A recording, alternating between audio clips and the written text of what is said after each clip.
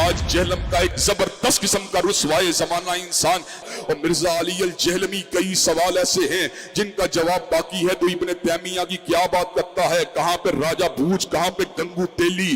حضرات گرامی کا تیری اوقات کیا ہے، تیری حیثیت کیا ہے، تیرا مقام اور منصب، تیرا مرتبہ کیا ہے۔ ہر ابن تیمیہ سے محبت کرنے والا تیرے وجود کے پر تھوکے گا، تیرے کردار پہ تھوکے گا، تیری سیرت پہ تھوکے گا، تیرے نسب العین پہ تھوکے گا، تیرے نظریے پہ تھوکے گا۔ حضرات گرامی کا تیرے جھوٹا ہے یا کذاب ہے یا مکار ہے یا دجال ہے، لوگوں کو اپنے دام تصویر میں پھنسانا چاہتا ہے، لوگوں کو سیدنا امیر معاویہ کی ذات اقدس سے برگشتہ کرنا چاہتا ہے۔ حضرات گرامی کا دیکھ لیجئے، میں آپ کو لا وجہ البصیرت یہ بات کہتا ہوں، مرزا کل بھی ذلیل تھا، مرزا آج بھی ذلیل ہے، اور انشاءاللہ مرتے دم تک یہ ذلیل و رسوا ہی رہے گا۔ اور کوئی جیلمی ہو یا کوئی فیصل آبادی ہو یا کوئی جھالوی ہو، اللہ کے فضل و کرم سے ان کو للکارتے رہیں گے، ان کی آنکھوں میں آنکھیں ڈالتے رہیں گے، مرتے دم تک عظمت رسول اللہ کے اوپر اور عظمت صحابہ کے اوپر ان کو مباہلے کا چیلنج دینے کے لیے تیار ہیں۔ جب چاہو ہمارے مرکز میں آؤ، جب چاہو ہمیں جہلم میں بلا لو، تعالوا ندعو ابناءنا وابناءکم ونساءنا ونساءکم وانفسنا وانفسکم ثم نبتہل فلنجعل لعنت اللہ الکاذبین۔ ہمیں ہم تمہیں زندگی کے آخری سانس تک مباہلے کا چیلنج دیتے ہیں۔ تو وہ اہل سنت میں سے لوگوں کو خریدتے ہیں جنہوں نے لبادہ اہل سنت کا پہنا ہوا ہوتا ہے، اور حقیقت میں وہ رافضیت کے گندے نطفے ہوتے ہیں، جس کی بہت ساری مثالیں ہمارے سامنے موجود ہیں۔ اسحاق جھال والا مردود اسی قسم کے انسانوں میں سے تھا، انجینئر مرزا مردود اسی قسم کے انسانوں میں سے ہے۔ رافضیت کے پیسوں پہ پلنے والا، ایران کے ٹکڑوں پہ پلنے والا یہ جانور صحابہ کے بارے میں اپنی زبان گندی دراز کرتا ہے، اور حقیقت میں اس کا من پلیت ہے، اس کے ماننے والے اس سے بڑے پلیت ہیں۔ خود اہل حدیث علماء جو ہے نا، سنجیدہ علماء، وہ بھی پریشان ہیں کہ ہماری عوام جا کدھر رہی ہے۔ اب وہ جو انجینئر کا فتنہ آیا ہے نا، اہل حدیث ہم سے زیادہ اس سے پریشان ہیں۔ اہل حدیث علماء ہم لوگ اتنے پریشان نہیں ہیں اس سے، وہ علماء ہم سے بھی زیادہ کیا ہیں کہ یار یہ کیا ہو رہا ہے۔ آج ہر بدبخت الو اٹھ کے جو ہے نا صحابہ کے خلاف بھونکنا شروع کر دیتا ہے، اور یہ زہر کا پیالہ پی لے گا۔ بتا دوں، حضرت معاویہ کے مسئلے میں بھی سامنے بیٹھنے کے لیے تیار نہیں ہے، یہ پی لے گا زہر کا پیالہ، یہ نہیں بیٹھے گا سامنے۔ یہ صرف بند کمرے میں بیٹھ کر لمبی لمبی پھینکنے والے لوگ ہیں یہ۔ اس کے بعد بھی کم وقت اگر تو یہ کہتا ہے نا کہ مناظر جھگڑا ہوتا ہے، اس کا مطلب تو لوگوں کو الو بنا رہا ہے بیٹھ کے۔ تو علمی کتابی نہیں ہے، تو دنیا کا سب سے بڑا فسادی ہے، جس کا کام، جس کو وقت کو بٹھایا گیا ہے صحابہ کے خلاف بھونکنے کے لیے، تیرا کام یہی ہے۔ اور ایک روایت یہ کہ حضرت علی خود نبی کی کفالت میں تھے، مسکین تھے، غریب تھے، کچھ بھی نہیں تھا، تو بیٹی دے دی تو کچھ بھی نہیں ہے ان کے پاس، تو تھوڑا سا تعاون کر دیا۔ تو آپ کا داماد اگر اتنا غریب ہے، کم بخت ڈبل بیڈ بھی نہیں خرید سکتا، منوس معذرت کے ساتھ، اور ڈنر سیٹ بھی نہیں خرید سکتا، واشنگ مشین بھی نہیں خرید سکتا، تو ایسے منوس کو بیٹی نہ دو پہلے تو۔ بولے اب تیرے پاس دہلا نہیں ہے تو پھر تو غریب لڑکی سے کر جس کے پاس یہ بھی نہ ہو۔ بسم اللہ الرحمن الرحیم۔ یہ جو حضرت علی کی گستاخی کے بارے میں میرا کلپ چلایا ہے، میں کبھی تصور بھی نہیں کر سکتا حضرت علی رضی اللہ تعالیٰ عنہ کی گستاخی کا۔ حضرت علی سے محبت ہمارے بھی ایمان کا جز ہے، شیعہ حضرات بھی کی نظر میں بھی وہ قابل احترام ہے۔ تو میرا خیال ہے کہ شیعہ سنی فسادات کی کوئی کوشش معلوم ہوتی ہے۔ حضرت علی رضی اللہ تعالیٰ عنہ سے محبت تو بھائی ہمارے ایمان کا جز ہے، اور میرے بہت سارے بیانات ہیں حضرت علی کی فضیلت پر۔ حضرت علی رضی اللہ تعالیٰ عنہ کی توہین کا میں سوچ بھی نہیں سکتا۔ میں سمجھتا ہوں جو آدمی حضرت علی کی توہین کرے وہ اسی وقت مرتد ہے، اسلام سے خارج ہے وہ۔ انہوں نے بیچارے مفتی طارق مسعود کے اوپر الزام لگا دیا کہ اس نے جناب علی، سیدنا علی کی توہین کی ہے۔ معاذ اللہ، کوئی عقل کا دامن ہاتھ میں لو۔ اس بیچارے کی ویڈیو کو ٹویسٹ کر کے ایک جعلی قسم کی، وہ عام معاشرے کے دمادوں کے حوالے سے گفتگو کر رہا ہے، اس کو کہا معاذ اللہ، یہ الزام لگانے والے بھی توہین کے مرتکب ہیں کہ یہ جی سیدنا علی کے بارے میں کہہ رہا ہے، معاذ اللہ۔ اچھا، وہی اکاؤنٹس، وہی ٹویٹر ہینڈلز، وہی سارے کے سارے اکاؤنٹس جو اس وقت ہمارے خلاف پراپوگنڈا کر رہے تھے، آج مفتی طارق مسعود کے خلاف بھی پراپوگنڈا کر رہے ہیں۔ اور وہ مرزا مفرور بیگ، مرزا جیلمی، مرزا ثانی، وہ اپنی وہ جو سبکی اور ہزیمت جو جہلم میں طارق مسعود صاحب نے اس کے ساتھ کیا تھا، اس ہفگی اور شرمندگی کو بٹانے کے لیے اس کے سارے شاگرد بھی، اس کے سارے جانشین بھی مفتی طارق مسعود کے خلاف کمپین کریں۔ اس کمپین کو روکنا چاہیے، اس طرح کے جھوٹے الزامات کو روکنا چاہیے۔ آج یہ 30 جنوری 2022 کا جو 28 نمبر سیشن ہے، اس کے سٹارٹ ہی میں ایک کرنٹ افیئر کے طور پہ میں نے چیز ڈسکس تو نہیں کرنی تھی، لیکن وہ حالات و واقعات ایسے بن گئے کہ مجھے مجبوراً، چونکہ وہ ایک ٹاپ ٹرینڈ تھا پچھلے ویک میں، اور آپ کو تو پتہ ہے کہ چاہے دنیا ادھر کی ادھر ہو جائے، ہمارا موقف سنڈے والے دن ہی آنا ہوتا ہے، ظاہر ہے۔ تو ابھی یہ اکیڈمی پہنچنے سے پہلے میرا کوئی ارادہ نہیں تھا کہ میں اس ٹاپک کو ڈسکس کرتا، بلکہ رات کو بھی جب ہماری میٹنگ ہوئی تو کچھ لوگوں کا ارادہ تھا کہ اس کو ڈسکس کریں، میری بھی رائے تھی کہ نہیں کریں، ضرورت نہیں ہے ہمیں کرنے کی۔ لیکن پھر مجھے یہ ہوا کہ چونکہ یہ کرنٹ افیئر کے طور پہ تو لیا جا سکتا ہے نا اسے، اس حوالے سے کہ ہماری اب ہر ویڈیو کے نیچے لوگ آگے کامنٹس کر رہے ہیں کہ جی اس پہ بولیں، جی اس پہ بولیں، تو وہ خام خواہ اس کو ایک اس کی آپ سمجھ لیں ایک تشہیر کرنے والی بات تھی، اس لیے میں اسے اوائڈ کرنا چاہتا۔ لیکن چونکہ اب معاملہ میرے خیال میں تو سیٹل ہو چکا ہے، مفتی طارق مسعود صاحب حفظہ اللہ تعالیٰ کے حوالے سے انہوں نے جو مس ہینڈلنگ کی تھی، اس کے بعد جب ان کا وضاحتی بیان آ گیا تو میرا خیال ہے کہ اس معاملے کو اب گھسیٹنے کی ضرورت نہیں ہے۔ یہ خام خواہ ایک مسلمان کو جان بوجھ کر گستاخی کی طرف دھکیلنے والی بات ہے، جب وہ اپنی اس بات کی وضاحت کر دے، اپنا رجوع ریکارڈ کروا دے۔ لیکن معذرت کے ساتھ یہ سارے رویے کہ معافی کے باوجود بھی، وضاحت کے باوجود بھی کسی کو معاف نہ کرنا، یہ تلخ رویے ہمارے انہی علماء کے ہی پیدا کرتا ہے۔ اب جب وہی معاملہ ان کو درپیش ہے تو میرا خیال ہے اب ان کو احساس ہو جانا چاہیے کہ جب آپ کسی شخص کو گستاخ رسول، گستاخ صحابہ، گستاخ اہل بیت کہتے ہیں تو اس پہ پھر کیا گزرتی ہے، جبکہ وہ ہو بھی نہ۔ یہ لوگ تو اپنی چرب زبانی کی وجہ سے، اپنی لمبی زبانوں کی وجہ سے، اپنی ذاتی رائے دیتے ہوئے اس رائے کو بعد میں بھوگ دیتے ہیں۔ یہ ذاتی رائے دی تھی نا مفتی صاحب نے، خام خواہ ضرورت کوئی نہیں تھی مولا علی رضی اللہ تعالیٰ عنہ علیہ السلام کا ذکر اس طریقے سے کرنے کی، لیکن چونکہ اب انہوں نے کلیریفیکیشن دے دی کہ میرے دل میں کوئی ایسی بات نہیں تھی، بس مجھ سے تھوڑا سا اس حوالے سے، بلکہ خیر یہ تو انہوں نے نہیں کہا، کاش یہ بھی ساتھ وہ کہتے۔ ہم تو صحیح بخاری اور صحیح مسلم کی احادیث بیان کرتے ہیں، اس سے بڑھ کر قرآن کی آیات پیش کرتے ہیں، اور اس پر یہ ہمیں گستاخ رسول، گستاخ صحابہ اور گستاخ اولیاء جو ان کے نزدیک اولیاء ہے اس کا فتویٰ لگاتے ہیں۔ اب یہ گرمائش جب ان تک پہنچی ہے تو آپ دیکھیں کہ کتنی تکلیف ہو رہی ہے، اور وہابی اور دیوبندی اکٹھے ہو گئے ہیں، یعنی اہل حدیث اور دیوبندی، اور وہ اکٹھے ہو کر میرے اوپر الزام لگا رہے ہیں کہ اس نے ٹرینڈ چلایا ہے۔ بھائی کروڑوں کی تعداد میں تو دیوبندی ہیں سب کانٹیننٹ میں، ان سے تو ٹرینڈ نہیں چل سکا اور میں نے چلا لیا۔ میں اس ویڈیو کے اندر اللہ کی قسم اٹھا کے کہہ رہا ہوں کہ مجھے تو اگلے دن پتا چلا ہے کہ یہ کوئی معاملہ ہوا ہے، وہ بھی شام کے وقت۔ فرحان جب میرے پاس آیا، میں نے کہتے جی یہ کیا ہو گیا جی، میں نے کہا یار ابھی تم موٹر بائک کھڑی کر رہے ہوگے تو مجھے یہ پتا چلا ہے، اور یہ تو کل کا معاملہ ہے۔ ظاہر ہے ہم تو ٹویٹر وغیرہ، میں تو اس طرح کی چیزوں سے دور رہتا ہوں، یوز ہی نہیں کرتا۔ تو ویڈیو مجھے اس ویڈیو سے پتا چلا جس میں میرے اوپر الزام لگا ہوا تھا کہ میں نے یہ سب کچھ کروایا، تو مجھے پتا چلا کہ اچھا کیا ہو گیا۔ اصل میں ان کے اندر کا گند باہر نکل آتا ہے نا، یہ سب کچھ خود کر رہے ہوتے ہیں تو یہ سمجھتے ہیں کہ دوسرے بھی یہی حربے استعمال کرتے ہوں گے، تو اس لیے پھر ان کے لیے الزام لگانا آسان ہو جاتا ہے۔ خود یہ چندے کھاتے ہیں لوگوں کے، یہ سمجھتے ہیں کہ دوسرے لوگ بھی اسی طریقے سے لے کے کھاتے ہوں گے۔ تو میرا اس معاملے سے کوئی لینا دینا نہیں ہے، نہ مجھے کوئی اس معاملے کی کوئی خوشی ہے۔ میں نہیں سمجھتا کہ علمی اختلاف جو ہے وہ اس لیول تک جائے کہ آپ کسی کی زندگی ونریبل کر دیں۔ ظاہر ہے جب آپ گستاخی کا فتویٰ لگا دیں، کسی کے اوپر قادیانیت کا فتویٰ لگا دیں، تو انڈیا، پاکستان، بنگلہ دیش میں تو آپ نے اس کی زندگی سٹیک پہ لگا دی، سیدھی سی بات ہے، کیونکہ یہاں پر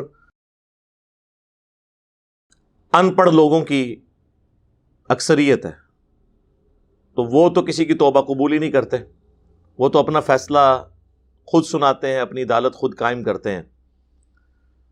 لاکھ کوئی جسٹیفیکیشن دیتا رہے وہ قبول نہیں کرتے. بہرحال چونکہ ہمارا پلیٹ فارم اس وقت الحمدللہ یعنی اسلام ایز اے ریلیجن اس اعتبار سے سب سے بڑا پلیٹ فارم ہے، ہم اس پلیٹ فارم سے ریکویسٹ کریں گے سارے فرقوں کے مسلمانوں کو، بریلوی، دیوبندی، اہل حدیث، شیعہ، کہ مفتی صاحب کی وضاحت کے بعد اب کوئی ضرورت باقی نہیں رہتی ہے کہ اس معاملے کو اس طریقے سے اچھالا جائے یا ان کی زندگی میں مشکل کریٹ کی جائے. باقی یہ بات ضرور ہے، یہ مکافات عمل کا قانون ہے کہ جو گڑھا آپ کسی اور کے لیے کھود رہے ہوتے ہیں آپ کو یہ پتہ نہیں ہوتا کہ کبھی آپ بھی اس میں آ کے گڑیں گے. یہ سارے وہابی علماء یعنی دیوبندی اور اہل حدیث اور اس میں بریلوی بھی شامل ہیں، انہوں نے مل کے کتنے سال تک میرے اوپر کمپین چلائی بخاری اور مسلم کی احادیث بیان کرنے کے اوپر کہ یہ گستاخ صحابہ ہے. اور کتنا ظلم ہے، گستاخ صحابہ کہتے ہیں. بھئی صحابہ تو 1 لاکھ سے زیادہ ہیں، آپ خود ہمیں بتاتے ہیں. ان میں یہ 3 بندے ہیں، حضرت معاویہ، حضرت عمر ابن عاص، حضرت مغیرہ ابن شعبہ رضی اللہ عنہم اجمعین. 3 بندوں کو آپ نے صحابہ کہہ دیا. یہ تو اسی طریقے سے ہے کہ پاکستان میں اگر 3 بندے کوئی جرم کریں تو پوری پاکستانی قوم کو کہہ دیا جائے. ہاں جو کام اکثریت قوم کر رہی ہو وہ تو آپ کہہ سکتے ہیں. اکثریت تو خلفائے راشدین کے ساتھ تھی اس زمانے میں بھی، آج بھی. تو یہ جملہ آپ چینج کریں، آپ کہا کریں گستاخ بنو امیہ. گستاخ صحابہ کہاں سے؟ صحابہ سے آپ کا کیا لینا دینا؟ صحابہ کے آپ لوگ قاتلین، صحابہ کے آپ لوگ گستاخ، آپ کے بزرگان دین ان لوگوں کی وکالت کرتے رہے کہ جنہوں نے اہل بیت کی توہین کی، اہل بیت کا قتل کیا. یہ کسی نبی کے ماننے والوں نے اس کے نبی کی اولاد کے ساتھ وہ کچھ نہیں کیا جو ہمارے نبی صلی اللہ علیہ وآلہ وسلم کے امتیوں نے اہل البیت کے ساتھ کیا. تو یہ کیوں کہتے ہیں آپ کہ جی گستاخ صحابہ؟ آپ کہا کریں گستاخ بنو امیہ. 3 بندوں کا نام آپ نے صحابہ رکھ دیا ہوا ہے اور باقی لوگوں کی رائے کو نہیں آپ دیکھ رہے. تو پھر یہ اس میں مفتی صاحب فرما رہے ہیں کہ جی میں تو اہل بیت سے محبت رکھتا ہوں. اہل بیت سے محبت صرف یہ نہیں ہے کہ ان کا نام احترام کے ساتھ لیا جائے. اہل بیت کے ساتھ محبت یہ ہے کہ اہل بیت کے دشمن، اہل بیت کے قاتلین، اہل بیت کی توہین کرنے والے لوگ، ان کی وکالت بھی مفتی صاحب آپ چھوڑ دیں، تب ہم مانیں گے کہ آپ اہل بیت کے ماننے والے ہیں. اور اس میں تو انہوں نے یہاں تک کہا کہ جی میرے نزدیک جو سیدنا علی رضی اللہ تعالیٰ عنہ علیہ السلام کی توہین کرے وہ مرتد ہے. تو سرکار پھر بتائیں آپ کو یہ مرتد کون ہے؟ ان مرتدین کا امام کون ہے اس امت کے اندر؟ ان گستاخان اہل بیت کا باپ کون ہے اس امت کے اندر؟ ان کے بارے میں تو آپ لوگ نہ صرف خاموش بلکہ الٹا ان کی وکالت کرتے ہیں. تو پھر یہ ہم آپ کو کیسے مان لیں کہ آپ محبین اہل بیت ہیں، جبکہ اللہ کے محبوب صلی اللہ علیہ وآلہ وسلم نے اسپیسیفکلی امت کو اپنی وفات سے 2 مہینہ پہلے نصیحت کی تھی اپنے اہل البیت کے بارے میں. غدیر خم کی حدیث جو سنی اور شیعہ کے ہاں کامن ہے، صحیح مسلم میں اوپر تلے 4 احادیث ہیں. انٹرنیشنل نمبرنگ کے مطابق 6225 سے لے کر 6228 تک کہ حجۃ الوداع سے واپسی پر 18 ذوالحجہ 10 ہجری میں اللہ کے محبوب صلی اللہ علیہ وآلہ وسلم نے اپنی وفات سے 2 مہینے پہلے خم نامی گاؤں میں پانی کے لیے پڑاؤ کیا. اونٹ کے پالان کا منبر رکھا گیا. آپ صلی اللہ علیہ وآلہ وسلم نے مدینہ شریف واپس پہنچنے کا بھی انتظار نہیں کیا اور راستے میں وہ خطبہ دیا. اور آپ کے الفاظ ہی کنکلوڈنگ ہے، اے لوگو آگاہ ہو جاؤ، میں بھی ایک انسان ہوں، قریب ہے کہ اللہ کا قاصد یعنی موت کا فرشتہ میرے پاس آئے اور میں اس کی دعوت قبول کر لوں. میں اپنے بعد تم میں 2 بھاری چیزیں چھوڑ کر جا رہا ہوں. ان میں سے پہلی چیز اللہ کی کتاب ہے، اس میں ہدایت ہے، اس میں نور ہے. یہ اللہ کی رسی ہے، جو اسے پکڑے گا ہدایت پر ہوگا، جو چھوڑ دے گا گمراہ ہو جائے گا. اور زید ابن ارقم کہتے ہیں کہ اللہ کے محبوب صلی اللہ علیہ وآلہ وسلم ہمیں ترغیب دلاتے رہے، اللہ کی کتاب، اللہ کی کتاب، اللہ کی کتاب.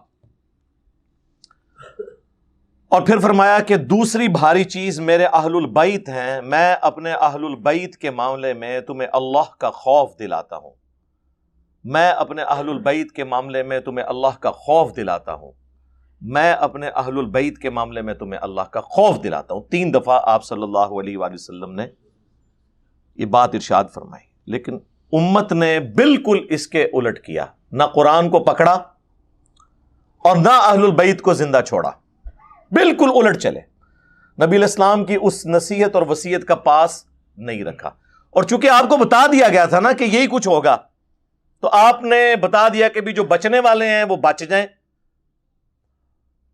اور جو تلے ہوئے ہیں اپنی آخرت برباد کرنے پہ وہ بھی قیامت کے دن یہ گلہ نہ کریں کہ ہمیں پتہ نہیں تھا. اور یہ حدیث پھر آگے بھی چلتی ہے جامع ترمذی میں، مسند احمد کے اندر، سنن نسائی الکبریٰ کے اندر، کہ اللہ کے محبوب صلی اللہ علیہ وآلہ وسلم نے اسی موقع پر سیدنا علی کا ہاتھ یوں پکڑا اور صحابہ میں یوں بلند کر کے کہا، من کنت مولاہ فہذا علی مولاہ، جس کا مولا میں اس کا مولا علی. اور آپ نے وہ قرآن کی آیت تلاوت کی 6 نمبر سورۃ الاحزاب کی، النبی اولا بالمؤمنین من انفسہم وازواجہ امہاتہم، یہ نبی مومنین کی جانوں پر ان سے بڑھ کر حق رکھتے ہیں، اور نبی کی بیویاں امت کی مائیں ہیں. پھر آپ نے کہا کہ کیا تم میرا یہ حق ولایت اپنے اوپر تسلیم کرتے ہو کہ میں سب سے بڑھ کر تم پہ حق رکھنے والا ہوں، یعنی میں تمہارا آقا ہوں، تمہارا دلی محبوب ہوں. دونوں معنی درست ہیں. اس پہ آپ نے فرمایا کہ من کنت مولاہ فہذا علی مولاہ، جو مجھے اپنا جگری یار، اپنا آقا و مولا مانتا ہے، پھر وہ مولا علی کو بھی اپنا آقا اور مولا مانے. پھر آپ نے فرمایا اے اللہ اس سے محبت رکھ جو علی سے محبت رکھے، اس سے دشمنی رکھ جو علی سے دشمنی رکھے. سرکار اس سے بھی بڑھ کے صحیح مسلم کی وہ حدیث 240، علی سے محبت نہیں رکھے گا مگر مؤمن، علی سے بغض نہیں رکھے گا مگر منافق. اچھا، یہ جب ہم حدیثیں بیان کرتے ہیں تو ان کو اس زمانے کے لوگ نظر آتے ہیں، اور وہ بھی خوارج. میرے بھائی، خوارج سے پہلے بھی بغض علی رکھنے والے لوگ تھے، جن کی جائز شیطانی اولاد ہیں یہ خوارج جو آج تک نکل رہے ہیں. ان کا تو آپ ذکر نہیں کرتے، الٹا ان لوگوں کی آپ وکالت کرتے ہیں، تو پھر ان چیزوں کی نحوست تو آپ کے اوپر پڑے گی نا. اب اس سے بڑھ کر نبی علیہ السلام کیا فرما سکتے تھے کہ علی سے محبت نہیں رکھے گا مگر مؤمن، علی سے بغض نہیں رکھے گا مگر منافق. اسی پہ میں بولتا ہوں نا کہ محبت علی از دا لٹمس ٹیسٹ آف ایمان. علی کی محبت ایمان کا لٹمس ٹیسٹ ہے.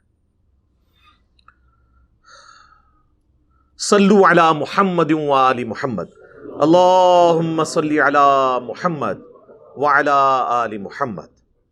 میرے بھائیوں، یہ بہت سینسٹیو ایشو ہے. اب مفتی صاحب تو کہہ رہے ہیں کہ جی ہم تو حضرت علی سے دشمنی رکھنے والوں کو مرتد سمجھتے ہیں، تو ذرا اس کی پوری ایک لسٹ بھی ہمیں پرووائڈ کریں نا، وہ کون لوگ ہیں بتائیں نا. آپ کے تو مفتی صاحبان ان لوگوں کی وکالت میں کتابیں لکھ رہے ہیں. مفتی اعظم پلانٹ ارتھ دیوبند، دیوبند کا، بریلویوں کا نہیں، حنفیہ دیوبندیہ، مفتی تقی عثمانی صاحب نے بنو امیہ کی وکالت کے اوپر ایک کتاب لکھی ہے. اپنے زوم میں انہوں نے مولانا مودودی رحمہ اللہ کا رد کرنے کی کوشش کی، خلافت و ملوکیت کا. حضرت امیر معاویہ رضی اللہ تعالیٰ عنہ کے ٹائٹل سے انہوں نے بک لکھی.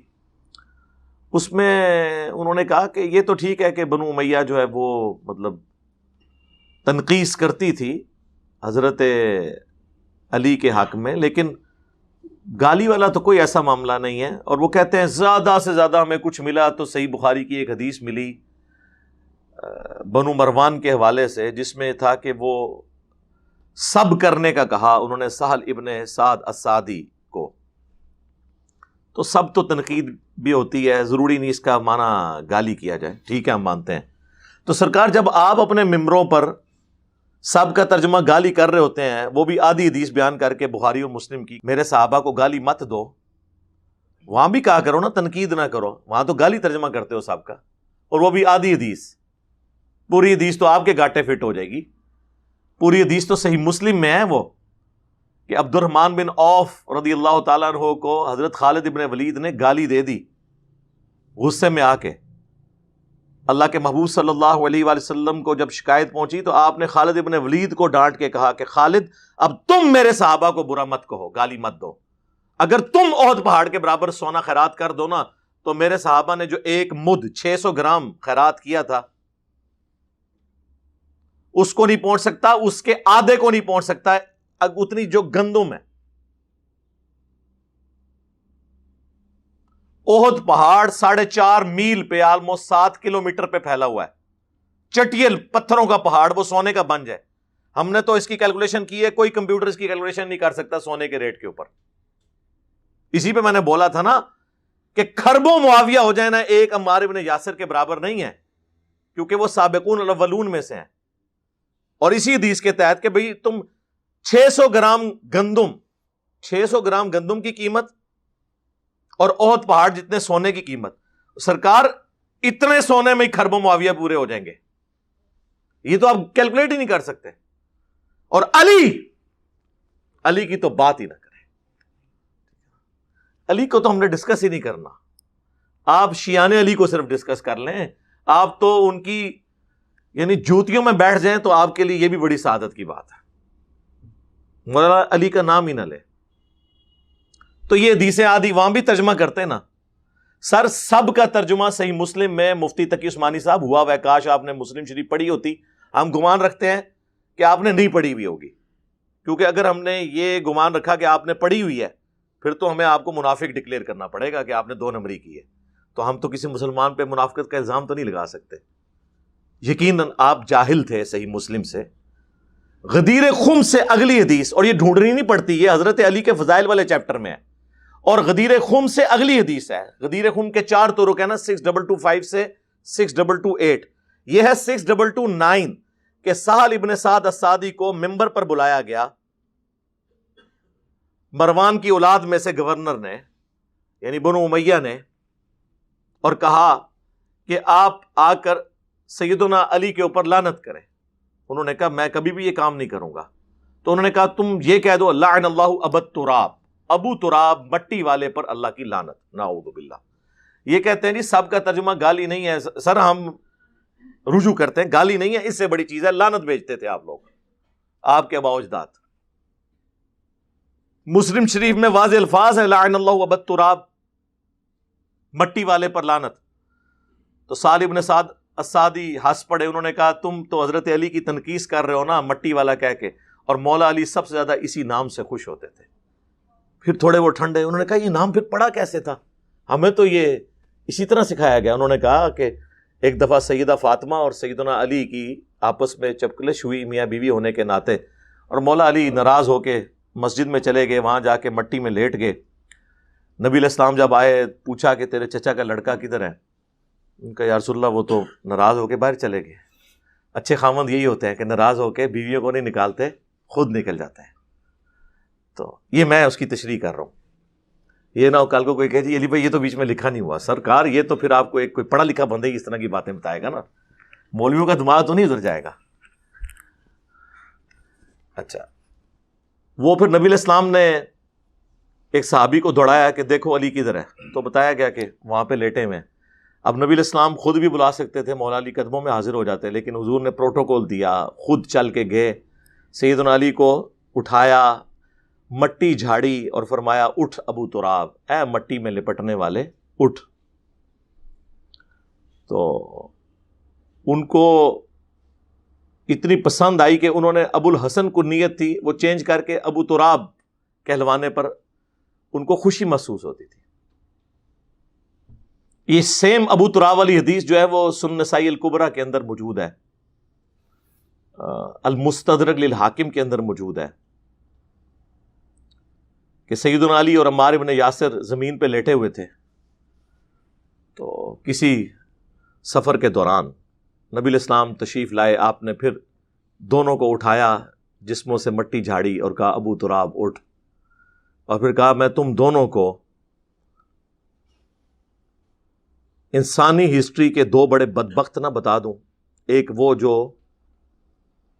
قوم سمود میں وہ شخص تھا جس نے صالح علیہ السلام کی اونٹنی کو قتل کیا تھا. اگلی امتوں میں وہ سب سے بڑا بدبخت تھا، اور میری امت میں سب سے بڑا بدبخت وہ ہوگا جو اے علی تیرے سر کے خون سے تیری داڑھی کو رنگ دے گا. یعنی قوم سمود پہ عذاب آیا اونٹنی قتل کرنے پر، اس امت پہ عذاب آیا کہ خلافت راشدہ چھین گئی کہ مولا علی کا ان لوگوں نے ساتھ نہیں دیا اور مولا علی کو شہید کیا گیا. یعنی نبی علیہ السلام نے کیا کمپیریزن کروایا، یہ اللہ کی اونٹنی، ہائے ہائے، یعنی اللہ کی طرف سے معجزانہ پرسنالٹی. تو یہ لوگ تو ان کی وکالت کر رہے ہوتے ہیں. ویسے انہوں نے مسجدوں میں ساروں نے لکھا ہوا ہے، دیوبند تو خیر بڑھ چڑھ کے کرتے ہیں خلافت راشدہ حق چار یار. تو یہ حق چار یار کے بعد جو پانچواں ہے اس کو پھر کیوں کہتے ہو سیاست معاویہ زندہ باد؟ یا خلافت راشدہ حق چار یار ہوگی اور حق چار یار میں کسی یار سے لڑنے والا وہ زندہ باد کیسے ہو گیا؟ کہتے نہیں وہ خلفائے راشدین کے بعد سیاست معاویہ زندہ باد ہے. اچھا ٹھیک ہے جی، مان لیا. بتائیں جب حضرت علی خلیفہ راشد تھے اس وقت سیاست معاویہ کیا تھی؟ پھر مرد آباد. ظاہر ہے ایک ٹکٹ میں دو مزے تو نہیں ہو سکتے، یا خلیفہ راشد کو بچائیں گے آپ یا اس کے خلاف کھڑے ہونے والے باغی کو بچائیں گے آپ. اور وہ باغی وہ جسے بخاری مسلم میں باغی کہا گیا، یہ کیسے ہو سکتا ہے کہ آپ دونوں کو بیک وقت لے کے چلیں؟ تو وہ حدیث لکھ کے لگائی ہوتی ہے جناب، علیکم بسنتی و سنت الخلفاء الراشدین المہدیین. تو حضرت عثمان کے خلاف جو لوگ کھڑے ہوئے وہ تو ہو گئے باغی آپ کے نزدیک. حضرت علی کی دفعہ آپ کو یہ حدیث ہی بھول جاتی ہے. یہ حدیث جامع ترمذی، ابو داؤد، ابن ماجہ میں ہے. میرے بعد تم بہت اختلاف دیکھو گے، دین میں نئی نئی بدعتوں سے بچنا. علیکم بسنتی و سنت الخلفاء الراشدین المہدیین، تم پر میری سنت اور میرے ہدایت یافتہ خلفاء کی سنت لازمی ہے. نبی علیہ السلام نے خلفاء راشدین کے خلاف بغاوت کرنے والوں کو اہل بدعت قرار دیا ہے، جو کوئی بھی ہو. ان کی آخرت کا فیصلہ نہیں کر رہے، دنیا میں ان کی ایکٹیویٹی بدعت تھی. پھر ابو داؤد میں، ترمذی میں حدیث ہے کہ میرے بعد خلافت علی منہاج النبوہ 30 سال تک رہے گی. حضرت سفینہ اپنے شاگرد کو کہتے ہیں بیٹا گن، ابو بکر کے 2 سال، عمر کے 10 سال، عثمان کے 12 سال اور علی کے 6 سال. اور علی کے 6 سال میں 5.5 سال مولا علی کے ہیں اور 6 مہینے جو ہیں وہ سیدنا حسن ابن علی کے ہیں. تو وہ شاگرد ان کا کہتا ہے کہ یہ بنو امیہ، بنو زرقا، نیلی آنکھوں والے تو کہتے ہیں کہ علی علیہ السلام خلیفہ ہی نہیں ہے. یہاں پہ امام ابو داؤد نے علی علیہ السلام لکھا ہے. جو مولویوں نے عربی میں لکھا رہنے دیا، اردو میں رضی اللہ عنہ کر دیا. اسلام 360 میں بھی آپ دیکھیں گے عربی میں علیہ السلام لکھا ہے، اردو میں رضی اللہ عنہ.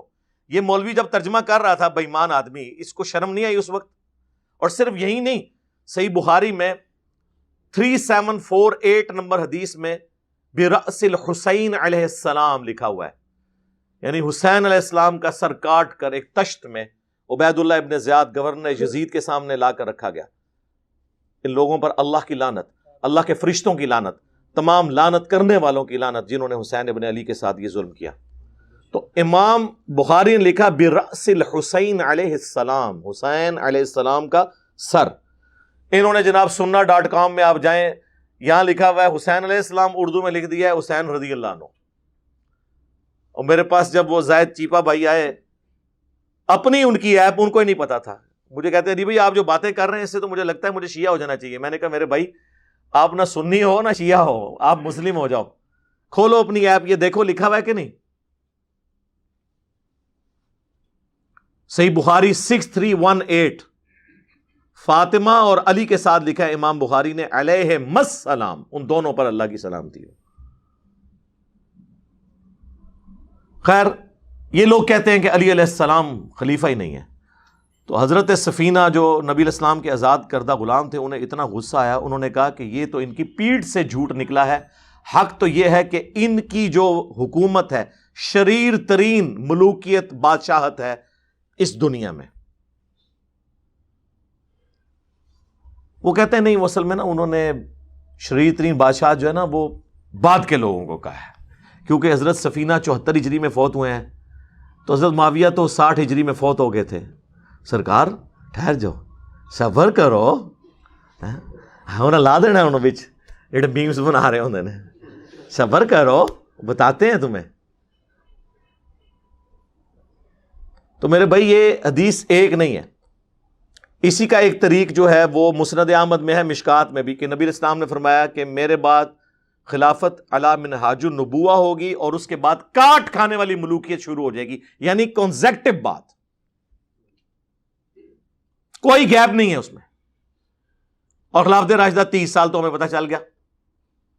آگے چلیں، اسی حدیث کا ایک طریق مسند ابی داؤد 43 میں ہے، جب حضرت سفینہ کہتے ہیں نا 30 سال خلافت ہے، تو وہ ان کا شاگرد کہتا ہے کہ پھر حضرت معاویہ کیا ہوئے اگر خلافت ختم ہو گئی، یعنی ان کو بھی پتہ چل گیا کہ کام ختم ہو گیا۔ تو انہوں نے کہا وہ مسلمانوں کا پہلا بادشاہ ہے۔ ہاں حضرت معاویہ کو خلیفہ نہیں مانتے میرے بھائی، ہاں جی وہ بادشاہ ہیں۔ خلافت ایک ٹرم ہے جو اسپیسیفکلی خلفائے راشدین کے لیے یوز ہوگی۔ ویسے آپ نے اس کو اگر لغت کے معنوں میں لینا ہے تو بے شک آپ عمران خان کو بھی خلیفۃ المسلمین کہتے ہیں، لیکن جب آپ اصطلاحاً لفظ لیں گے نا اس میں وہ ملک ہیں، خلیفہ نہیں ہے۔ اچھا، مسند ابی داؤد 43 کے اندر تو یہ الفاظ ہیں کہ جی پہلا بادشاہ معاویہ ابن ابی سفیان ہے۔ یہ حدیث جب المصنف ابن ابی شیبہ میں آتی ہے تو اس میں تو مزید سخت الفاظ ہیں کہ یہ لوگ سخت گیر بادشاہ ہیں اور ان کا پہلا بادشاہ معاویہ ابن ابی سفیان ہے رضی اللہ تعالی عنہما۔ ہم تو ظاہر احترام سے ہی نام لیں گے۔ تو خلافت راشدہ یہ ہو گئی، خلافت راشدہ کے خلاف کھڑے ہونے والے لوگ، ان کی سیاست کیسے زندہ باد ہو سکتی ہے؟ مردہ باد نہیں کہہ سکتے، کم از کم زندہ باد تو کہنا چھوڑ دو یار، اتنا تو ضمیر اپنا مردہ نہ کر لو کہ اس لیول کے اوپر اتر آؤ۔ اب آ جائیں جی، وہ بعض لوگوں کو وہ باغی والی بات ہضم نہیں ہوئی ہوگی تو سن لیں جناب، صحیح بخاری اور صحیح مسلم دونوں میں یہ حدیث موجود ہے کہ نبی صلی اللہ علیہ وآلہ وسلم نے مسجد نبوی کی تعمیر کے دوران جب عمار ابن یاسر کو دیکھا کہ باقی لوگ ایک ایک پتھر لے کر آ رہے ہیں اور عمار ابن یاسر نے 2 پتھر اٹھائے ہوئے ہیں، آلموسٹ اس وقت 60 سال کے قریب ان کی عمر تھی، 93 ایئرز کی ایج میں جنگ صفین میں شہید ہوئے ہیں۔ 60 سال کے قریب ایک بندے کی عمر ہے اور باقی جوان لوگ ایک ایک پتھر اٹھا رہے ہیں، لیکن یہ ایمان کی طاقت سے 2 پتھر اٹھائے ہوئے ہیں۔ حضور کو اتنا پیار آیا، آپ نے اپنے مبارک ہاتھوں سے، صحیح بخاری کے الفاظ ہیں، ان کے جسم سے مٹی جھاڑی اور انہوں نے کہا وائے عمار، یعنی تو اسلام کے لیے اتنی خدمت کر رہا ہے لیکن تجھے ایک باغی جماعت قتل کرے گی، تو انہیں اللہ اور جنت کی طرف بلائے گا اور وہ جماعت آگ کی طرف بلا رہی ہوگی، جہنم کی طرف بلا رہی ہوگی۔ تو یہ حدیث بخاری میں بھی ہے، مسلم کے اندر بھی موجود ہے، جو ناسبیوں کے گلے میں اٹکی ہوئی ہے۔ بھئی اگر آپ لوگوں نے عمار کو نہیں مارا ہوا تو کیوں پریشان ہے؟ پریشانی تو نہیں آپ کو ہونی چاہیے۔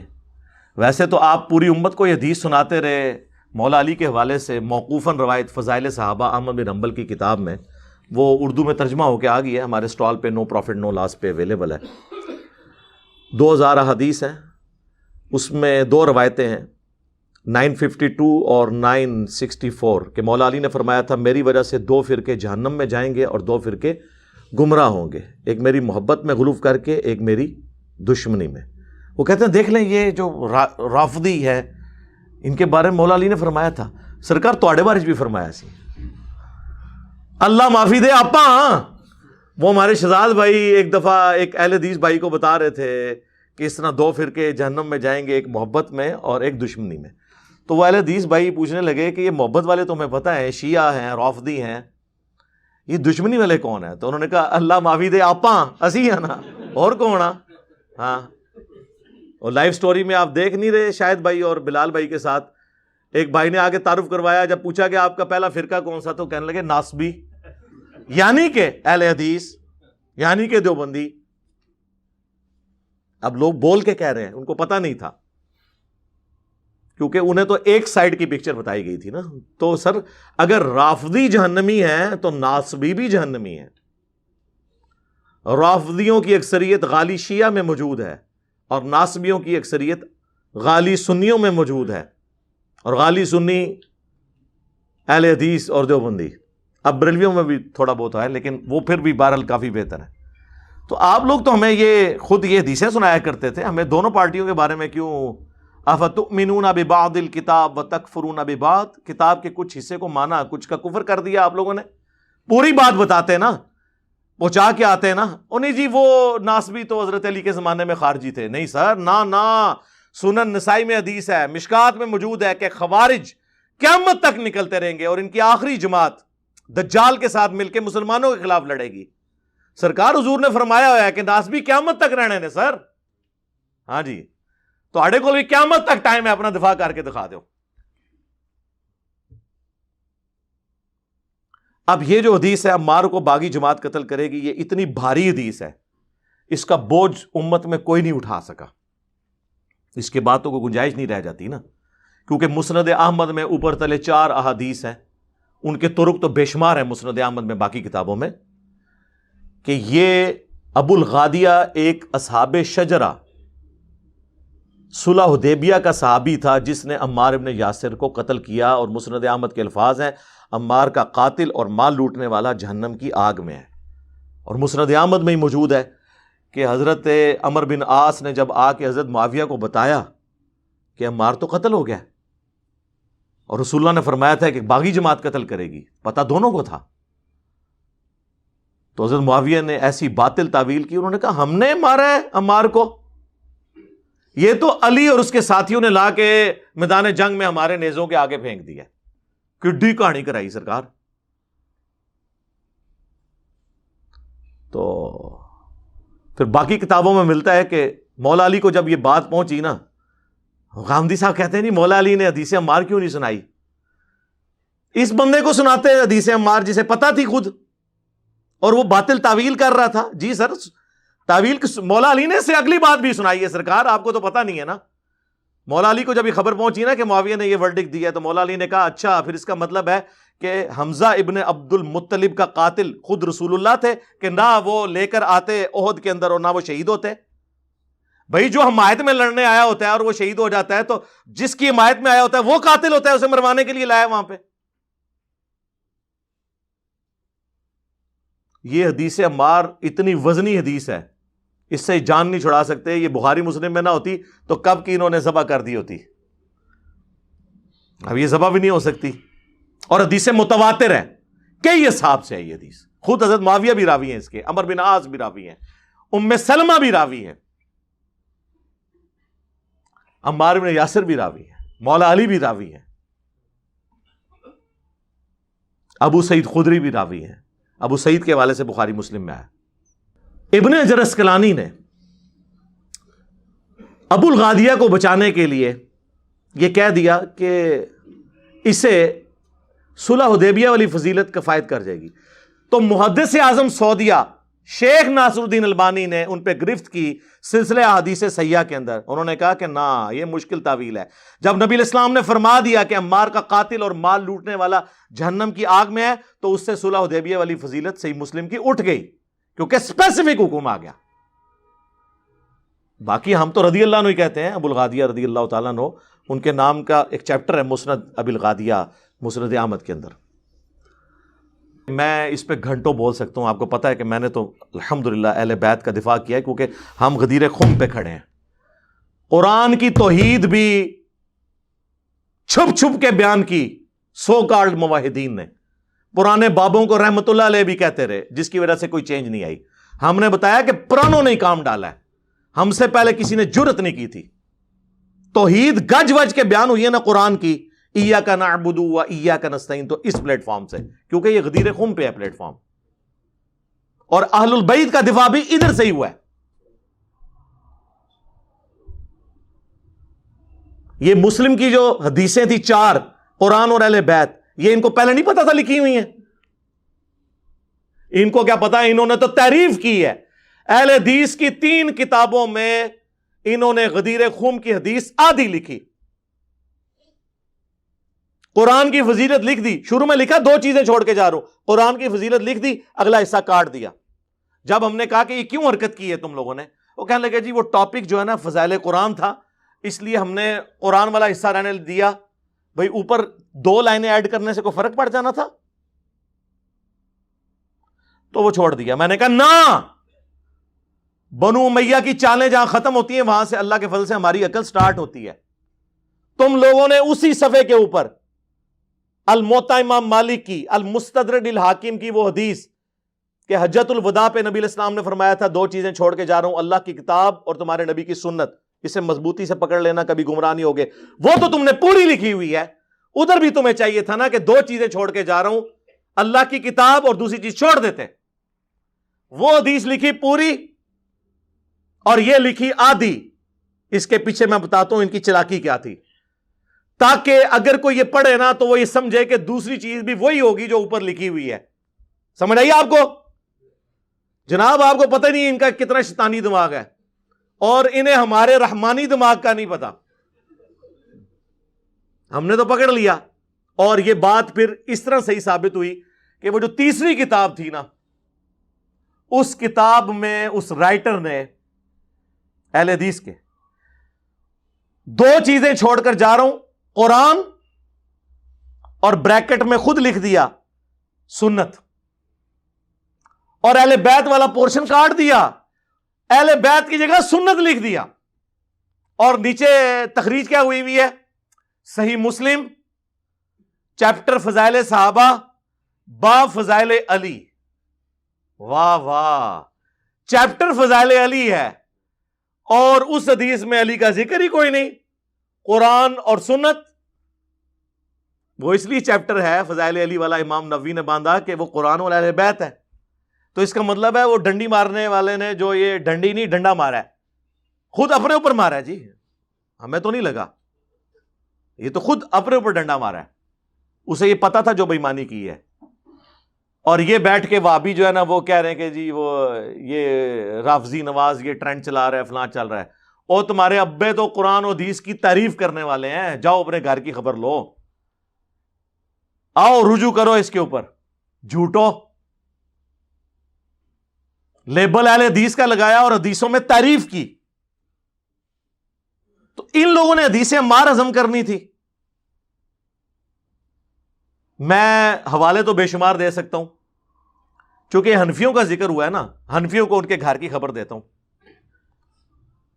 علامہ بدر الدین عینی رحمہ اللہ تعالی المتوفا 855 ہجری, اہل سنت کے بڑے اماموں میں سے ہیں, حنفیوں کے بڑے امام ہیں. امام حنیفہ کے بعد چند ایک شخصیات جن پہ پوری دنیا کے حنفی متفق ہیں علمی طور پہ, ان میں سے ایک بدر الدین عینی ہیں, اور میں ان کی پرسنلی بڑی عزت کرتا ہوں. یہ اہل بیت سے محبت کرنے والے تھے. ایک ہی زمانے میں 2 ہوئے ہیں. ابن حجر اسقلانی, انہوں نے لکھی بخاری کی شرح فتح الباری, یہ 852 ہجری میں فوت ہوئے. اور دوسرے ہیں بدر الدین عینی, انہوں نے لکھی عمدۃ القاری, یہ 855 ہجری میں فوت ہوئے. اس میں انہوں نے حدیث عمار کے کانٹیکسٹ میں لکھا کہ کسی امام کو نقل کیا کہ وہ کہتا ہے کہ جی حضرت معاویہ کو 1 اجر ملے گا, حضرت علی کو 2 اجر. انہوں نے کہا کہ میں یہ کہتا ہوں کہ حضرت معاویہ کو کیسے اجر تم سنا رہے ہو, جبکہ ان کے پاس یہ حدیث پہنچ چکی تھی کہ عمار کو ایک باغی جماعت قتل کرے گی, عمار انہیں اللہ اور جنت کی طرف بلائے گا, وہ جماعت جہنم کی طرف لے جانے والی ہوگی. اس حدیث کے ہوتے ہوئے حضرت معاویہ کو تم کس طرح کہہ رہے ہو کہ اجر ملے گا, جب انہیں یہ حدیث پتہ تھی تو انہیں رجوع کرنا چاہیے تھا. کیا حضرت معاویہ اس بات پہ راضی نہیں ہے کہ انہیں برابر چھوڑ دیا جائے, چاہے جائے کہ 1 اجر بھی دیا جائے؟ ہاں جی دسو, کہو انہوں رافضی بدرالدین عینی، عمدۃ القاری صحیح بخاری کی شرح، اور یہ بھی ڈکوسلا مچایا ہوا ہے، کسی زمانے میں ہم نے بھی بیان کیا، میں نے بہت پہلے رجوع کر لیا تھا۔ دیکھیں یہ جو حدیث ہے بخاری اور مسلم کی، وہ حکمران کے بارے میں ہے کہ حاکم وقت اگر اجتہاد کرے، یعنی اپنی سوچ کے مطابق قرآن و سنت کی روشنی میں کسی بات پر کوئی فیصلہ کرے، اگر وہ فیصلہ صحیح کرے گا تو اللہ کے محبوب صلی اللہ علیہ وآلہ وسلم نے فرمایا کہ اسے 2 اجر ملیں گے، اور اگر وہ غلط فیصلہ بھی کرے 1 اجر تو اسے ملنا ہے۔ یعنی مولا علی رضی اللہ تعالیٰ عنہ علیہ السلام اگر اپنی جنگیں غلط لڑتے تب بھی 1 اجر پاتے، الحمدللہ انہوں نے صحیح لڑی ہیں، 2 اجر ہے۔ مخالفین کا تو ذکر ہی نہیں، اس میں تو الفاظ ہیں حاکم اگر اجتہاد کرے، تو حضرت معاویہ تو حاکم ہے ہی نہیں تھے، وہ تو باغی تھے، حاکم تو مولا علی تھے، سمجھ آئی؟ اور اس طرح وہ بھی آپ حدیث یاد کر لیں، مسند احمد میں ہے، المستدرک للحاکم میں ہے، سنن نسائی الکبریٰ میں ہے، نبی علیہ السلام اپنی ایک زوجہ محترمہ کے گھر سے نکلے، حضرت ابوبکر عمر بھی ساتھ تھے، مولا علی بھی ساتھ تھے، راستے میں آپ کی جوتی ٹوٹ گئی، آپ نے وہ جوتی گانٹھنے کے لیے مولا علی کو دی، اور تھوڑا دور جا کے انتظار کیا کہ وہ گانٹھ لیں تو پھر چلتے ہیں۔ پھر نبی علیہ السلام نے صحابہ سے فرمایا کہ دیکھو اللہ نے مجھے قرآن دے کر مبعوث کیا، قرآن کی تنزیل کی خاطر مجھے کافروں کے خلاف تلوار اٹھانی پڑی۔ ظاہر نبی علیہ السلام نے تو کبھی مسلمانوں کے خلاف تلوار نہیں اٹھائی، لیکن تم میں ایک ایسا شخص ہے جسے قرآن کی تاویل کی خاطر، اس کی تفسیر کی خاطر تلوار اٹھانی پڑے گی۔ یہاں بریکٹ میں لکھتے ہیں مسلمانوں کے خلاف، کیوں؟ قرآن کی تفسیر مسلمانوں کے بارے میں، سورۃ الحجرات میں اللہ تعالیٰ فرماتا ہے اگر مسلمانوں کا کوئی گروہ باغی ہو جائے اس کے خلاف قتال کرو۔ اس آیت کی تفسیر سارے محدثین مولا علی کی جنگوں کو قرار دیتے ہیں، تو یہ امپلائڈ ہے کہ مسلمانوں کے خلاف ہے، ورنہ کافروں کے خلاف جنگیں تو حضرت ابوبکر عمر نے بھی لڑی ہیں، نہیں لڑی؟ یہ کافروں کی جنگ کا ذکر نہیں۔ کئی لوگ سوال کر رہے ہیں جی اس میں لفظ کوئی نہیں موجود کہ مسلمانوں کے خلاف، سر وہ امپلائڈ ہے نا، آپ فقہ الحدیث بھی تو سمجھے نا، حضرت ابوبکر عمر نے تو کافروں کے خلاف جنگیں لڑی ہوئی ہیں، یہ کافروں کے خلاف جنگ کی بات ہی نہیں تھی، یہ مسلمانوں کے خلاف جنگ کی تھی، ورنہ تو حضور ان کو کہتے، اس میں الفاظ ہیں، حضرت ابوبکر نے کہا انا یا رسول اللہ، آپ نے فرمایا لا، حالانکہ لا کے الفاظ آپ کی زبان پہ کبھی آتے ہی نہیں تھے۔ حضرت عمر نے کہا انا یا رسول اللہ، کیا میں ہوں وہ شخص؟ آپ نے فرمایا نہیں تم نہیں ہو، بلکہ وہ خوش نصیب شخص وہ ہے جو میری جوتیاں گانٹ رہا ہے۔ صحابہ مولا علی کی طرف دوڑے ان کو خوشخبری سنانے کے لیے، اور جب یہ بات سنائی تو وہ کہتے ہیں حضرت علی نے اپنے چہرے سے جو اظہار کیا اس سے ہمیں یوں لگا کہ مولا علی اس حدیث کو پہلے ہی جانتے ہیں۔ تو جسے یہ پتا ہو کہ میں نے آن دا بہاف آف پروفٹ تلوار اٹھانی ہے جنگ جمل صفین نہروان میں، اس کے بارے میں کہنا کہ وہ پچھتاتے تھے، سرکار پچھتاتے نہیں تھے، ان کا پچھتانا ویسے ہی ہے جیسے ہمارا بھی ہے، کاش یہ فرقے نہ بنے ہوتے۔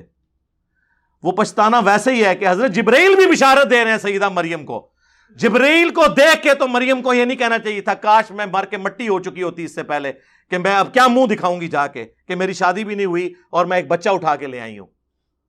کیا سیدہ مریم کو حضرت جبرائیل پہ یقین نہیں تھا؟ ہاں پکی قرآن تو ان ڈکار بھی نہیں توڑے نکلنے۔ تو مولا علی اگر کہہ رہے ہیں مصنف ابن ابی شیبہ میں کاش جمل سے 20 سال پہلے میں مر گیا ہوتا، اس کا مطلب ہے کہ کاش یہ لوگ میرے مقابلے پہ نہ آتے۔ ان کی لاشوں پہ گریہ کر رہے ہیں مولا علی، مخالفین کی لاشوں پہ کہ انہیں ورغلا کے لے آئے۔ اس لیے تو پھر قنوت نازلہ پڑی نا، اللہم علیک بمعاویہ و اشیائی، مصنف ابن ابی شیبہ میں، اے اللہ معاویہ اور اس کے شیعہ کو برباد کر، عمر ابن عاص اور اس کے شیعہ کو برباد کر۔ اور مصنف ابن ابی شیبہ میں آتا ہے مولا علی سے پوچھا گیا مقتولین صفین کے بارے میں، مولا علی پھر پازیٹو کہا کہ میں امید کرتا ہوں کہ ہمارے مخالفین بھی جو شہید ہوئے جنت میں جائیں گے۔ شہید کیا ہوئے؟ قتل ہوئے، اور میرے تو ظاہر ہے جائیں گے، اللہ کے نبی کھڑے ہیں مولا علی کے ساتھ۔ پھر قیامت کے دن مقدمہ میرے اور معاویہ کے درمیان اللہ کی بارگاہ میں طے پائے گا۔ ان کو معاف نہیں کیا مولا علی نے۔ وہ ڈاکٹر سراج صاحب ہمارے استاد بھی بھول پان میں کہتے تھے سورۃ الحجر کی جو آیت ہے کہ وہ آمنے سامنے بیٹھے ہوں گے تختوں پر، تکیے پر ٹیک لگائے ہوئے مومنین، اللہ تعالیٰ ان کے دلوں سے غل نکال دے گا. وہ کہتے ہیں، مولا علی کہتے تھے یہ میرے اور معاویہ کے بارے میں. وَنَزَعْنَا مَا فِي صُدُورِهِم مِّن غِلٍّ، بلکہ ان آیات پر حضرت علی کا یہ قول بھی ہے رضی اللہ تعالیٰ عنہ کہ سورہ ہجر کی آیت کے ضمن میں خاص طور پر آتا ہے شان نزول میں. تو انہوں نے فرمایا کہ یہ میرے اور معاویہ کے کا ذکر ہے جو یہاں ہو رہا ہے. ظاہر بات ہے جنگیں ہوئی ہیں حضرت علی رضی اللہ عنہ اور حضرت معاویہ رضی اللہ عنہ، تو کتنی کچھ ہو گئی ہوگی شکایت ایک دوسرے سے. تو یہ آیتیں ہمارے لیے ہیں کہ اللہ تعالیٰ ہمیں دونوں کو جنت میں داخل کرے گا تو ہمارے دلوں سے یہ قدورتیں جو ہے وہ نکال دے گا. نہ سرکار وہ مولا علی نے جو فرمایا تھا وہ فرمایا تھا یہ میرے، طلحہ، زبیر اور عثمان بن عفان کے بارے میں رضی اللہ عنہم اجمعین. معاویہ کو تو معاف نہیں کیا. وہ المستدل الحاکم میں اور مصنف ابن ابی شیبہ میں وہ روایتیں بھی موجود ہیں، ہم نے اپنے ریسرچ پیپر کربلا والے میں ڈالی ہوئی ہیں. تو میرے بھائی یہ معاملہ اتنا سادہ نہیں ہے. دوسرا حوالہ بدر الدین عینی کا تو دیا. ملا علی قاری المتوفا 1014 ہجری، مشکات کی شرح لکھی مرقاہ، پوری دنیا کے اندر ایک اتھینٹک شرح مانی جاتی ہے مشکات المصابی کی. انہوں نے بھی حدیث عمار کے اوپر ڈسکشن کی، اور انہوں نے تو جو سخت الفاظ استعمال کیے ہیں، یہ کیمرے کا لینز پھٹ جائے. اس کے بعد تو وہ رافضی بھی نہیں، غالی رافضی ڈکلیئر ہو جائیں. ایک ہوتا ہے غالی شیعہ، ایک ہوتا ہے غالی رافضی. لیکن ان کو پتہ نہیں ہے ملا علی قاری پہ پوری حنفیت کھڑی ہوئی ہے. دیوبند بریلوی دونوں مانتے ہیں، ان کے پاس کوئی اس پائے کا بندہ ہی نہیں ہے جس کو وہ پیش کر سکے. تو ملا علی قاری حدیث عمار کے کانٹیکسٹ میں لکھتے ہیں کہ حدیث عمار کے بعد تو حضرت معاویہ رضی اللہ تعالیٰ عنہ کو چاہیے تھا اپنی بغاوت سے رجوع کر لیتے. نمبر 1. نمبر 2، خلافت منفیہ کی طلب ترک کر دیتے، یعنی جو دل میں تھی خلافت کی طلب. یہ کہتے ہیں جی وہ خلیفہ مانتے تھے. ملا علی قاری نے دسایا کہ وہ آپ خلیفہ بننا چاہتے سن. تیسرا انہوں نے کہا کہ بظاہر انہوں نے خون عثمان کو ڈھال بنایا ہوا تھا، لیکن باطن کے اندر بغاوت تھی خلافت حاصل کرنے کی. کتنے سخت الفاظ ہیں. چوتھی بات تو اس سے بھی تگڑی ہے. انہوں نے کہا افسوس حضرت معاویہ کے اس عمل نے قرآن اور سنت دونوں کو پیٹھ کے پیچھے ڈال دیا. مہجورہ کے لفظ استعمال کیے ہیں، مہجور کر دیا. یہ کون لکھ رہا ہے؟ ملا علی قاری رحمہ اللہ. اہل حدیث بھی کہتے ہیں رحمہ اللہ، کیونکہ انفیوں کے خلاف کافی باتیں ان سے بھی وہ لے آتے ہیں نا. ہوں سامو نا اپنے رحمہ اللہ نو تو آڈے سارے مدہ ذلہ دامت برکاتم عالیہ، آیت اللہ، حافظہ اللہ، رحمہ اللہ اور چاندک رضی اللہ بھی. جی ہاں جی. جب ہم یہ کہتے ہیں کہ جب لوگ پوچھیں گے، کیا پوچھیں گے کہ کس رضی اللہ عنہ نے کس رضی اللہ عنہ کے کہنے پر عمار رضی اللہ عنہ کو شہید کیا، تو یہ اہل بیت کے دشمنوں کا دفاع کرنا، یہ پھر اہل بیت کی محبت کا سرٹیفکیٹ آپ کو نہیں ملے گا. کیونکہ اسلام 2 چیزوں کی بات کرتا ہے، امر بالمعروف و نہی عن المنکر. اسی طریقے سے صرف اہل بیت سے محبت نہیں، اہل بیت کے دشمنوں کو کنڈیم کرنا اور ان کا جھوٹا دفاع چھوڑنا بھی ضروری ہے. ورنہ ہم آپ کی اہل البیت سے محبت نہیں مانیں گے. یہ آندہ بھی آپ کی زبانیں اسی طریقے سے لڑکھڑاتی رہیں گی اہل البیت کے معاملے میں. یہ گستاخیاں آپ کرتے رہیں گے. انہی وہابیوں کے مولویوں نے کہہ دیا تھا نا شیعہ پہ غصہ نکالتے ہوئے کہ تو کہتا ہے کہ علی نہ خدا ہے نہ خدا سے جدا ہے، تو 10 پھر علی کیڑی بلا ہے. جی آپ نے سنا نہیں ذاکروں کی مجلس کو؟ توبہ توبہ توبہ، علی نو خدا اکھنے ہاں، نہ خدا تو جدا اکھنے ہاں. نہ علی خدا ہے نہ خدا سے جدا ہے، پھر کیا بلا ہے؟ نہ علی خدا ہے نہ خدا سے جدا ہے، پھر کیا بلا ہے؟ نہ علی خدا ہے نہ خدا سے جدا ہے، پھر کیا بلا ہے؟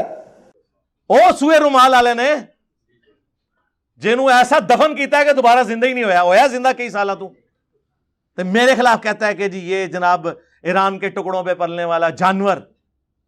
ٹھیک ہے نا جی. اور کیسی کیسی گندی باتیں وہ وہ لینگویج یوز بھی نہیں میں کر سکتا. تو وہ اہل سنت میں سے لوگوں کو خریدتے ہیں جنہوں نے لبادہ اہل سنت کا پہنا ہوا ہوتا ہے اور حقیقت میں وہ رافضیت کے گندے نطفے ہوتے ہیں، جس کی بہت ساری مثالیں ہمارے سامنے موجود ہیں۔ اسحاق جھال والا مردود اسی قسم کے انسانوں میں سے تھا، انجینئر مرزا مردود اسی قسم کے انسانوں میں سے ہے۔ رافضیت کے پیسوں پہ پلنے والا، ایران کے ٹکڑوں پہ پلنے والا یہ جانور صحابہ کے بارے میں اپنی زبان گندی دراز کرتا ہے، اور حقیقت میں اس کا من پلیت ہے، اس کے ماننے والے اس سے بڑے پلیت ہیں۔ اور یہ اس مفتی نے بھی کہا تھا نا کہ اسے تو بٹھایا گیا ہے صحابہ کے خلاف بھونکنے کے لیے۔ آج ہر بدبخت الو اٹھ کے جو ہے نا صحابہ کے خلاف بھونکنا شروع کر دیتا ہے، اور یہ زہر کا پیالہ پی لے گا، بتا دوں حضرت معاویہ کے مسئلے میں بھی سامنے بیٹھنے کے لیے تیار نہیں ہے۔ یہ پی لے گا زہر کا پیالہ، یہ نہیں بیٹھے گا سامنے۔ یہ صرف بند کمرے میں بیٹھ کر لمبی لمبی پھینکنے والے لوگ ہیں یہ۔ اس کے بعد بھی کمبخت اگر تو یہ کہتا ہے نا کہ مناظر جھگڑا ہوتا ہے، اس کا مطلب تو لوگوں کو الو بنا رہا ہے بیٹھ کے۔ تو علمی کتابی نہیں ہے، تو دنیا کا سب سے بڑا فسادی ہے، جس کا کام، جس کمبخت کو بٹھایا گیا ہے صحابہ کے خلاف بھونکنے کے لیے، تیرا کام یہی ہے۔ صحابہ کے خلاف بھونکنے کے لیے نہیں، صحابہ کے خلاف بھونکنے والے ان کا رد کرنے کے لیے۔ ہم نہیں بھونکتے ان پہ، ہم بخاری مسلم سے ان کا رد کرتے ہیں۔ ہم بھونک رہے ہیں، بھونکتے تو آپ لوگ ہیں جو اپنی ذاتی رائے استعمال کرتے ہیں۔ ہم تو صحابہ پر بھونکنے والوں کا علمی رد کرتے ہیں۔ تو کہاں سے کہاں بات شروع ہوئی، اب وہ میں ایک چلیں اب حصول برکت کے لیے آخر میں ایک حدیث سناتا ہوں، پھر اس ٹاپک کو کنکلوڈ کرتے ہیں۔ ورنہ یقین کریں اہل بیت کا دفاع تو پھر دو چیزیں تو ہمارا فیوریٹ ٹاپک ہے، ایک توحید اور دوسرا اہل بیت کا دفاع۔ کیوں نہ ہو، ہم غدیر خم پہ کھڑے ہیں، تم لوگ کھڑے ہو انڈیا کے دو شہروں دیوبند اور بریلی کے اندر، کوئی جا کے ملکہ وکٹوریہ سے سرٹیفکیٹ لے رہا ہے، ٹھیک ہے نا جی۔ تو صحیح مسلم میں ایک حدیث ہے 6220،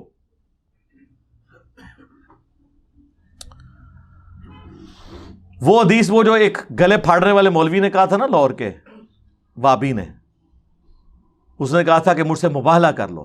اور کوئی جیلمی ہو یا کوئی فیصل آبادی ہو یا کوئی جھالوی ہو، اللہ کے فضل و کرم سے ان کو للکارتے رہیں گے، ان کی آنکھوں میں آنکھیں ڈالتے رہیں گے، مرتے دم تک عظمت رسول اللہ کے اوپر اور عظمت صحابہ کے اوپر ان کو مباہلے کا چیلنج دینے کے لیے تیار ہیں۔ جب چاہو ہمارے مرکز میں آؤ، جب چاہو ہمیں جیلم میں بلا لو، تعالوا ندعو ابنانا وابناکم ونسانا ونساکم وانفسنا وانفسکم ثم نبتہل فلنجعل لعنت اللہ الکاذبین۔ ہمیں ہم تمہیں زندگی کے آخری سانس تک مباہلے کا چیلنج دیتے ہیں۔ تو میں نے اسے چیلنج کیا تھا کہ مباہلے والی حدیث صحیح مسلم کی تو قیامت تک اپنے ممبر سے بیان ہی نہیں کر سکتا، تو مجھے موبائل لے کے چیلنج کرتا ہے نا، حدیث ممبر پہ سنا دے ساری حدیث، آج تک نہیں سنا سکا، چلو اس کے بعد سنا لے، پوری حدیث سنانی ہے۔ ہاں صحیح مسلم 6220، حضرت معاویہ رضی اللہ تعالیٰ عنہ نے سعد ابن ابی وقاص کو حکم دیا، امر معاویہ، اس میں الفاظ ہیں حکم دیا، تو حضرت سعد ابن ابی وقاص نے انکار کیا اور انہوں نے کہا میں ہرگز علی پر کبھی سب نہیں کروں گا۔ وہ کہتے ہیں جی دیکھیں اس میں الفاظ ہیں حکم دیا، اور پھر پوچھا اس لیے کہ انکار کیا تھا نا کہ تمہیں کون سی چیز مانے ہے کہ تم ابو تراب پر سب نہیں کرتے، یعنی لعنت، کیونکہ صحیح مسلم 6229 میں موجود ہے لعن اللہ ابا تراب۔ اور دوسرا جب بنو امیہ ابو تراب کہے نا تو سمجھ لیں یہ تنقیص کے لیے کہہ رہے ہیں، یہ لوگ علی ابن ابی طالب بھی نہیں کہتے تھے، کیونکہ علی کا مطلب ہے اونچی شان والا، وَهُوَ الْعَلِيُّ الْعَظِيمُ، اللہ کا نام بھی ہے لیکن اللہ کا نام ہے العلی، مولا علی کا نام علی ہے، یہ مخلوق ہے وہ خالق ہے۔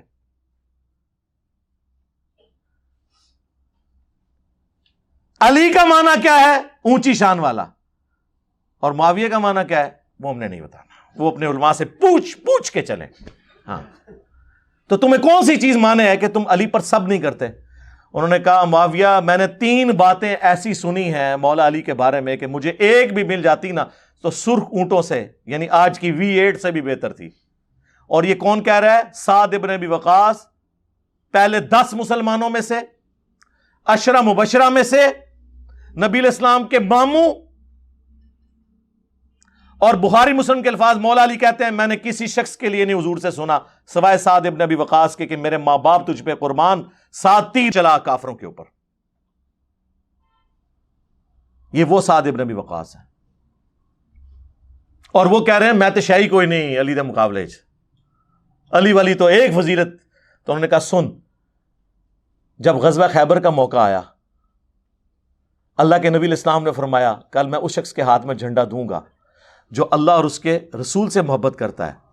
کوئی اتنی بڑی بات نہیں، اصل بات بعد والی ہے. اللہ اور اس کا رسول بھی اس سے محبت کرتے ہیں. ہم پوری رات اس شوق میں سوئے نہیں کہ شاید ہمیں بلا لیا جائے. اور مسلم شریف میں تو الفاظ ہیں، حضرت عمر کہتے ہیں اس سے پہلے مجھے کبھی بھی یہ تمنا نہیں تھی کہ حضور مجھے کسی لشکر کا امیر بنائے. اس موقع پہ میں بھی گردن اوپر کر کے دیکھ رہا تھا کہ حضور مجھے بلا لیں، لیکن حضور نے کہا کہ علی کی طرح بلاؤ. آشوب چشم تھا، لگایا لعاب مبارک، شفا ہوئی اور پھر اللہ نے فتح دی. معاویہ سن دوسری فضیلت، غزوہ تبوک کے موقع پر نبی علیہ السلام جب 30,000 کا لشکر لے کے جا رہے تھے، پیچھے مدینے میں مولا علی کو چھوڑا. یہ پہلا اور آخری موقع تھا کہ رسول اللہ کے ساتھ کسی جنگ میں وہ نہیں جا رہے تھے. تو حضرت علی نے رونا شروع کر دیا. تو نبی صلی اللہ علیہ وآلہ وسلم نے فرمایا اے علی، کیا تم اس بات پہ راضی نہیں ہو کہ تمہاری میرے ساتھ وہی نسبت ہے جو ہارون کی موسیٰ کے ساتھ، مگر میرے بعد کوئی نبی نہیں. سرکار اگر مولا علی نبی نہیں تو غلام احمد قادیانی دجال کیسے نبی ہو سکتا ہے؟ حضور نے کہا نہیں، یہ نسبت ہے وہی جو ایک پیغمبر کی دوسرے پیغمبر کے ساتھ تھی، لیکن تو پیغمبری والا فرق جو ہے نا یہ اس کو نکال دے، باقی تیری وہی نسبت ہے. یہ بہت بڑی فضیلت ہے سرکار. کیوں کہ حضرت موسیٰ کے ساتھ حضرت ہارون پیغمبر کے طور پر اٹیچ تھے، کوئی دوسرا اس مقابلے پہ نہیں تھا. نبی علیہ السلام نے وہ نسبت کہ کوہ طور پہ جاتے ہوئے وہ چھوڑ کے گئے تھے حضرت ہارون کو، اور میں تمہیں تبوک پہ جاتے وقت چھوڑ کے جا رہا ہوں، یہ دل جوئی کے لیے. اور معاویہ سن تیسری فضیلت، جب نجران کے عیسائیوں کا وفد آیا اور نبی علیہ السلام کو سورہ آل عمران کی آیت نمبر 61 میں حکم ہوا کہ آپ جو ہے وہ مباہلہ کریں ایز اے لاسٹ ریزارٹ ان کے ساتھ، تو نبی علیہ السلام مولا علی کو، سیدہ فاطمہ، سیدنا حسن و حسین رضی اللہ عنہم اجمعین وعلیہم السلام اجمعین کو لے کر آئے، ہائے ہائے ہائے، اور کہا اللہم ہؤلاء اہل بیتی، اے اللہ یہ میرے اہل بیت ہیں. سرکار دیوبندی بریلوی اہل حدیث ہوتے تو کہتے کہ یا رسول اللہ قرآن میں تو حکم آیا ہے کہ اپنی جانوں کو لے آؤ، اپنی عورتوں کو لے آؤ، اپنے بچوں کو، تو یا رسول اللہ اپنی ایک بیوی ساتھ لے آئے، عائشہ کو لے آئے، حفصہ کو لے آئے. گھر میں تو پہلے نمبر پہ عورت بیوی ہوتی ہے، اور قرآن کہہ رہا ہے اپنی عورتوں کو لے آؤ مبالغے کے لیے، تو آپ فاطمہ کو کیوں لے کے آئے ہیں؟ ہاں ہن بول تو ایران کے ٹکڑوں پہ پلنے والا جانور منو. 10 سے تھے، عورتیں تو تھیں، 9 بیویاں تو زندہ تھیں، کسی کو نہیں ساتھ لائے تو فاطمہ کو سلام اللہ علیہا، اور بچوں کو سیدنا حسن و حسین. اور مولا علی تو علی مجھ سے ہے میں علی سے ہوں، وہ تو نبی کا نفس تھے نا، بخاری کی حدیث ہے علی مجھ سے ہے میں علی سے ہوں.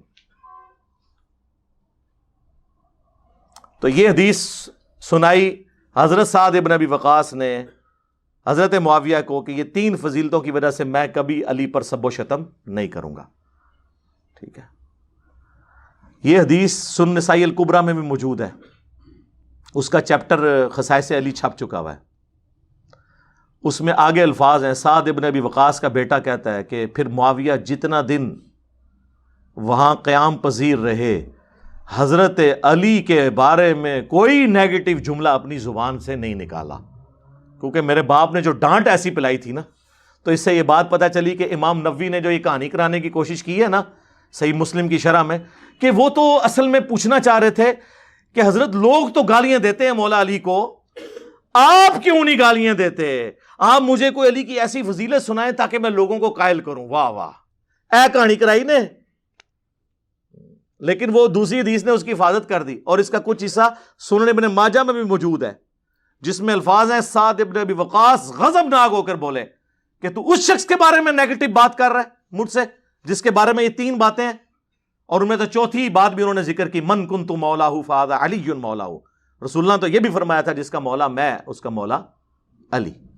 یہ جو صحیح مسلم کی حدیث ہے نا 6220،